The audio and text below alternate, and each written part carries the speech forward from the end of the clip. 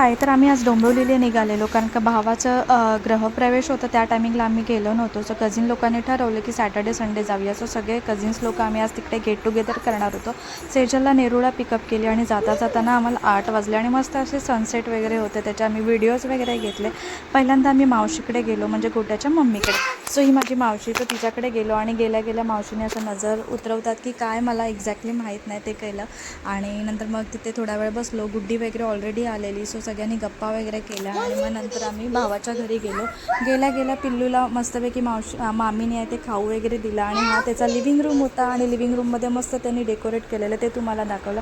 त्याला छोटंसं आम्ही गिफ्ट वगैरे दिलं, त्याचा नवीन रूम घेतला त्याच्याबद्दल. नंतर पिल्लूसोबत थोडेसे गेम खेळले. सगळेजण एकत्र आले ना की पिल्लूचं असंच असतं की नवीन गेम की चाव म्याऊ लपाछुपी एक्झरसाईज वगैरे असं करून घेते. थोडंसं आम्ही रात्री स्पेंड केला आणि नेक्स्ट डे मी घरी आलो. चलो बाय, भेटू नेक्स्ट.